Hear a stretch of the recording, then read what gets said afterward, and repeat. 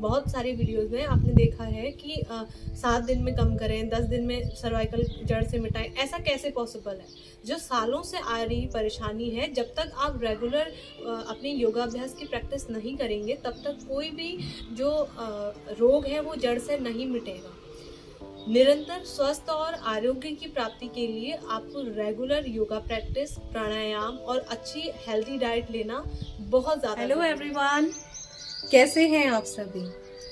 Cervical और spondylitis जिनको भी होता है तो उसका दर्द सिर्फ वही समझ सकते हैं, और बहुत सारी चीजें ट्राई करने के बाद आपको परमानेंट सोल्यूशन नहीं मिल पा रहा है, तो ये वीडियो आपके लिए है। अगर आपको सर्वाइकल है, स्पॉन्डिलाइटिस है और बहुत ज़्यादा पेन हो गया है, दवाइयाँ खाने के बाद भी सॉल्यूशन नहीं मिल पा रहा है, तो कुछ ऐसे अभ्यास हैं जिनको आप रेगुलर प्रैक्टिस करने से बहुत ही जल्दी फ़ायदा देखेंगे और बहुत ही जल्दी आपका जो सर्वाइकल है वो क्योर होने लगेगा। बहुत सालों से चला आ रहा सर्वाइकल है और मेडिकल ट्रीटमेंट आपने ले लिया है, लेकिन योगाभ्यास ट्राई नहीं किया है, तो आप ज़रूर इन आसनों को ट्राई कर सकते हैं। तो चलिए शुरू करते हैं। सबसे पहले कुछ छोटे छोटे अभ्यास करेंगे जिससे आपकी जो मसल्स हैं उनमें थोड़ा सा आराम मिले, मसल्स आपकी रिलैक्स हो जाए और धीरे धीरे ब्लड सर्कुलेशन भी बढ़ने लगे। सबसे पहले आपको अपनी गर्दन को लेफ्ट और राइट आराम से ट्विस्ट करना है। बॉडी को नहीं घुमाएंगे, आपका शरीर जिस स्थिति में है वो वैसे ही रहेगा, लेकिन आपकी जो गर्दन है उसको घुमाएंगे। और ये सारी जो प्रक्रिया है वो आपके सांसों की गति के साथ होगी, यानी कि जब आप सांस लेंगे तभी अपनी नेक को इधर दाएं या बाएं ट्विस्ट करेंगे। सबसे पहले सांस लेंगे और दाहिनी तरफ पूरा पीछे की तरफ देखेंगे। 2 से 3 सेकंड रुकेंगे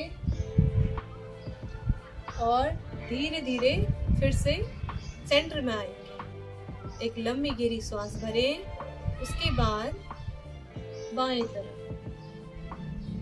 अब इससे अगर आपकी बहुत ज्यादा अकड़न हो गई है और एक्सट्रीम लेवल वाला पेन हो रहा है, उसमें धीरे धीरे धीरे धीरे आपको आराम मिलने लगेगा। और ये आपको रिपीट करना है 15 से 20 बार। उसके बाद थोड़ा सा गर्दन को स्थिर रखें, उसके बाद फिर आप अगली एक्सरसाइज ट्राई करें।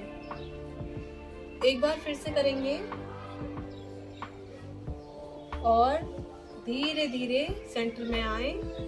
फिर से लेफ्ट साइड 2 से 3 सेकंड रुकें और जितना आप पीछे की तरफ देख सकते हैं, आपके गर्दन के इस हिस्से में बहुत अच्छा स्ट्रेच आएगा और जो जमाव हो गया है और जो दर्द हो रहा है उसमें बहुत आपको राहत मिलेगी। उसके बाद दूसरा जो मूवमेंट है गर्दन का, उसमें आपको क्या करना है, अपने अपोजिट हैंड से अपोजिट साइड को प्रेस करना है।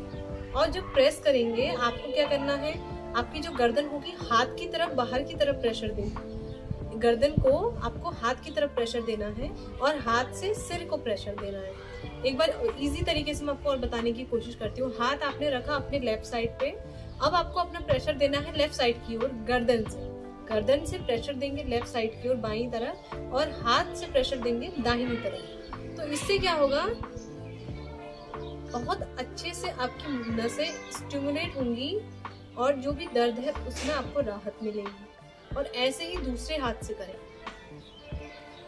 बाएं हाथ को मैंने दाहिनी तरफ रखा और हाथ से मैंने अपनी गर्दन को बाईं तरफ पुश किया और अपनी गर्दन से बाहर की तरफ, हाथ की तरफ जोर लगाना है।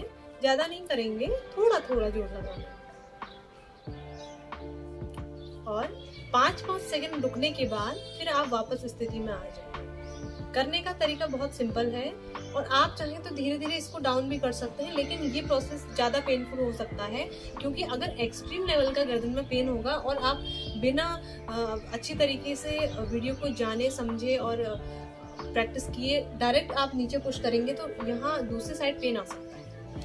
तो आपको क्या करना है, कोशिश करनी है बिल्कुल धीरे धीरे प्रैक्टिस करने की। फिर से वही प्रैक्टिस, गर्दन को बाहर की तरफ प्रेशर देंगे और हाथ से नीचे की तरफ, यानी कि जिस ओर मेरा हाथ है अपने गर्दन को उस ओर प्रेशर देंगे। तो दोनों प्रेशर जब आपस में मिलेंगे ना, तो गर्दन की मसल्स आपकी टाइट होने लगेगी, जिससे आपको बहुत राहत महसूस होगी। फिर से दूसरे हाथ से करेंगे।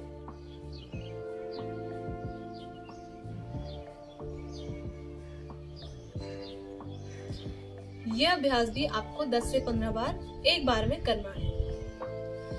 उसके बाद तीसरा जो मूवमेंट है गर्दन का, उसमें आपको क्या करना है, अपने ये दो तरीके से होता है। पहले तो आपके जो हाथों की फिंगर्स हैं उनको आपको ज्वाइन करना है। ज्वाइन करने के बाद जो अंगूठे हैं, अंगूठों को आपको जस्ट अपने आईब्रोज के ऊपर प्लेस करना है। अब गर्दन को पीछे की तरफ प्रेशर देना है, माथे से अपनी गर्दन को पीछे की तरफ प्रेशर देंगे और जो गर्दन है उससे आगे की तरफ प्रेशर देंगे। यानी कि आप समझने की कोशिश करें, जो हाथ होंगे वो आपकी गर्दन को पीछे की तरफ पुश करेंगे, लेकिन आपकी गर्दन आपके हाथों को रोकेगी। यानी कि आप अपनी गर्दन से आगे की तरफ धक्का मारेंगे, जिससे क्या होगा, उस आपकी जो मसल्स हैं उसमें ब्लड सर्कुलेशन बहुत अच्छे से होगा। यह प्रैक्टिस भी आपको 10 से 15 बार करनी है और ये काफी इफेक्टिव है। इससे इतना रिलैक्स मिलता है, जो भी अंदरूनी दर्द है उसमें आपके अपने फिंगर्स को ज्वाइन करके प्रैक्टिस करी है। अब हम क्या करेंगे, इस तरीके से फिंगर को क्रॉस करते हुए माथे पर रखेंगे।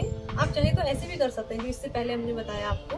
उसके बाद आप हाथों को ऊपर रखें, माथे पर रखें। इसमें भी आपको सेम करना है, अपनी गर्दन से आगे की तरफ प्रेशर देंगे और हाथों से पीछे की तरफ। 4 से 5 सेकंड रुके और धीरे धीरे रिलैक्स।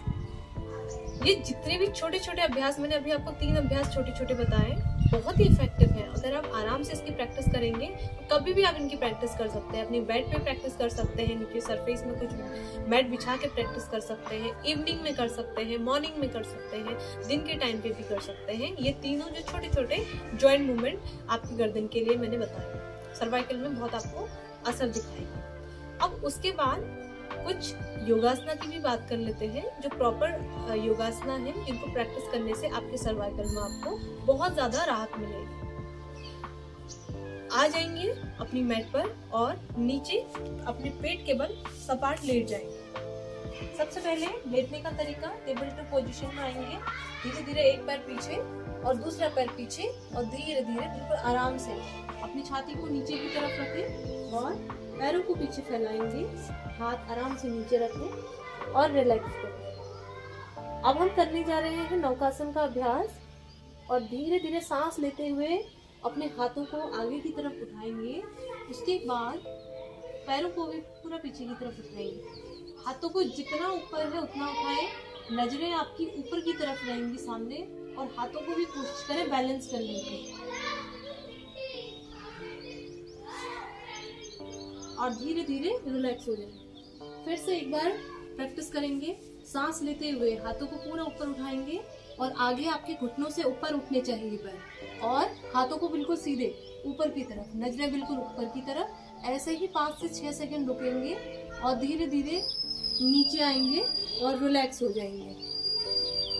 मत्स्य आसन की पोजीशन लेने के लिए सबसे पहले जरूरी है कि आप अपने पैरों को सीधे रखें। अब आपको क्या करना है, अपने हाथों के सपोर्ट से हल्का सा अपनी गर्दन के क्राउन एरिया, गर्दन को उठाते हुए अपने हेड के क्राउन एरिया, यानी कि जो बीच का पार्ट होता है, उसको नीचे लगाने की कोशिश करेंगे। देखिए कैसे हाथों को सपोर्ट देते हुए क्राउन एरिया को नीचे रखेंगे और अपने दोनों हाथों को अपने बेली के ऊपर रखें। आप चाहे तो हाथों को नीचे भी रख सकते हैं। 5 से 6 सेकंड होल्ड करेंगे और वापस आने का तरीका बहुत ही इजी है। जैसे गए थे, दोनों हाथों को रखेंगे पास में और सहारे से गर्दन को नीचे रखें और पैरों को आराम से फैलाएं। ये सबसे इजी तरीका है मत्स्यासन करने का। बिल्कुल आराम से अपने पैरों को रिलैक्स करें, अपनी गर्दन को रिलैक्स करें।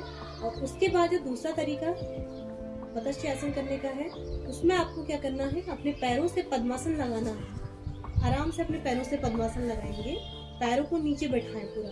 अब इससे क्या होता है, अगर आपके सर्वाइकल के साथ साथ लोअर बैक में भी दर्द आ रहा है तो ये आसन आपको काफी हेल्प करने वाला है। फिर से सेम प्रोसेस, अपने क्राउन एरिया को नीचे रखेंगे, 5 से 6 सेकंड होल्ड करेंगे